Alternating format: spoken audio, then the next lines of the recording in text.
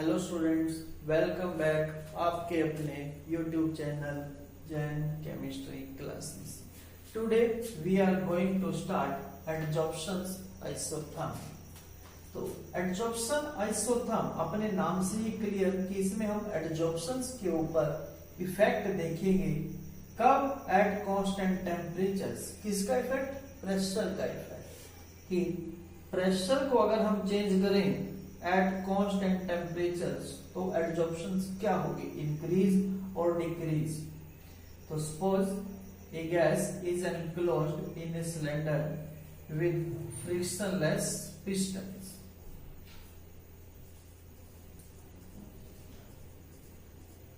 और ये आपके पास आपने यहां चारकोल डाल दिया।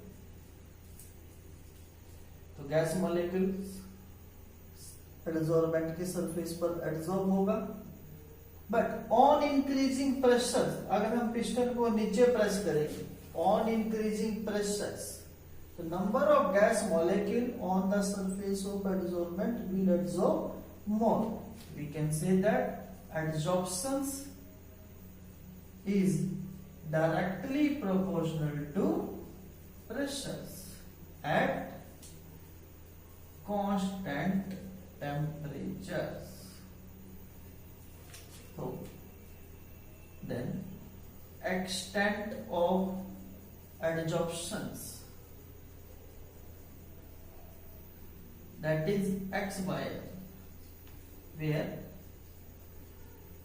x कितना अमाउंट गैस का एडजॉर्ब हुआ,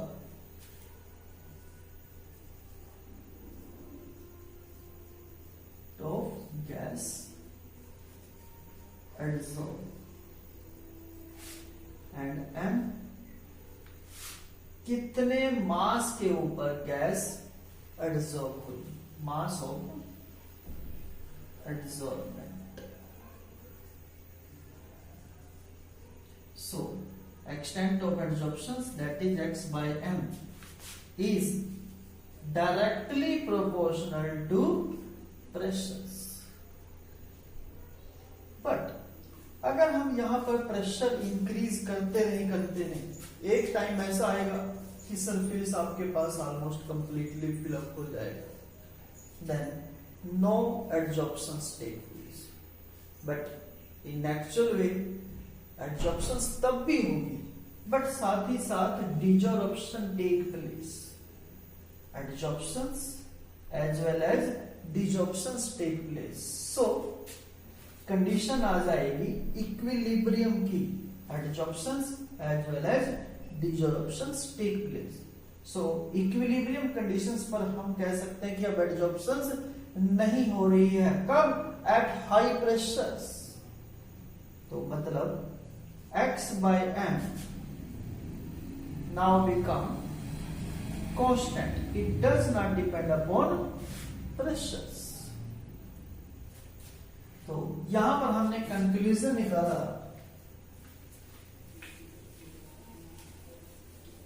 क्या कंक्लूजन निकाला?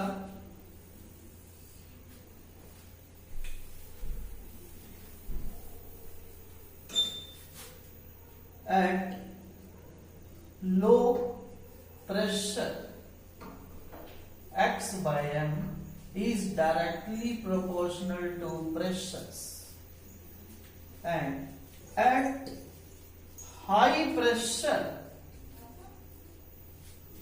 x by m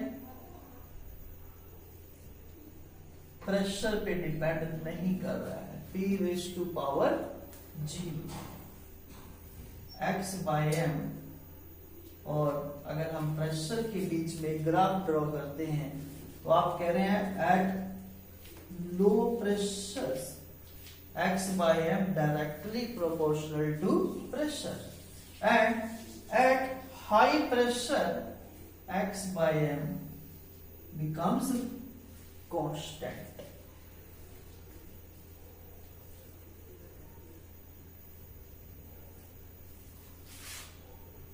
अब बात करते हैं at intermediate stage. Intermediate stage ये वाली स्टेज, यहां पर क्या है, x बाय m एडजॉर्प्शंस हो रही है, बट जितना हम प्रेशर अप्लाई कर रहे हैं, जैसे पहले जितना प्रेशर अप्लाई कर रहे थे उतनी ज्यादा एडजॉर्प्शन हो रही थी, अब जितना प्रेशर अप्लाई कर रहे हैं उतनी एडजॉर्प्शंस नहीं हो रही है। मतलब यहां पर जो P की पावर होगी वो 1 और 0 के बीच में, 1 और 0 के बीच मतलब 1 बाय n। तो eight intermediate stage x by m directly proportional to P raised to power 1 by n। Now x by m अगर हम प्रोपोर्शनल को हटा देते हैं तो k p raised to power 1 by n, taking logarithm both sides।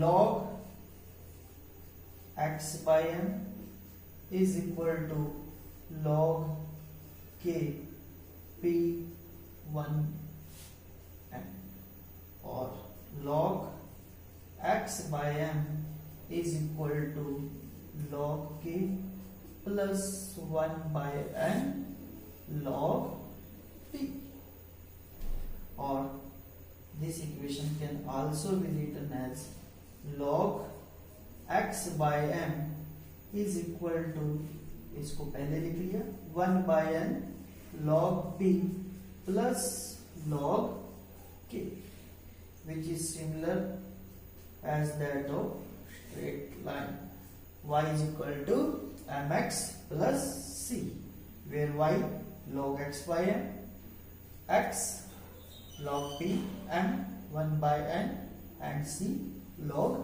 k। तो straight line के लिए अगर हम ग्राफ ड्रॉ करते हैं,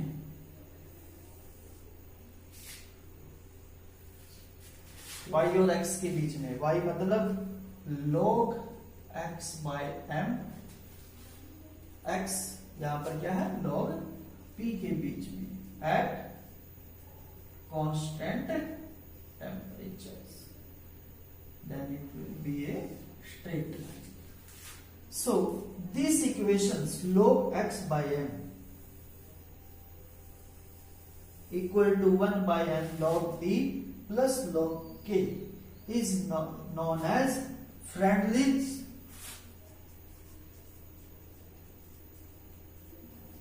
adsorption isotherm equations, because in 1909 Freundlich suggests these equations, that's why it is known as adsorption isotherm equations। Okay. Now next is adsorption isobar।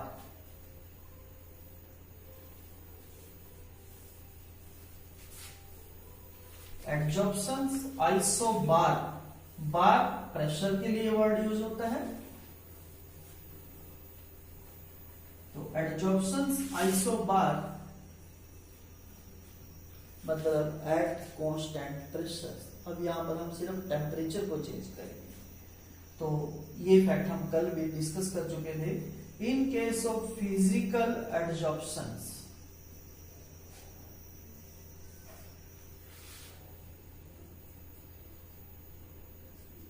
in case of physical adsorptions, as adsorbent के surface पे weak van der Waals forces of attraction से held होता है, so on increasing temperatures adsorptions decreases।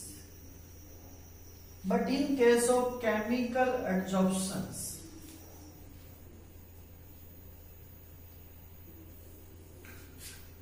एडसोर्बेट को एडसोर्बेंट के surface पे bond बनाना है, और बॉन्ड बनाने के लिए उसे एक्टिवेशन एनर्जी की रिक्वायरमेंट है। सो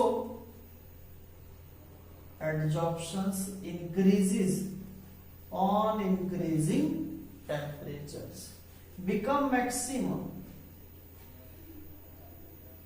एंड देन अगर हम उसके बाद भी टेम्परेचर इंक्रीज करते हैं, then again adsorptions decreases। So this is known as friend adsorptions isobar. Okay, thank you.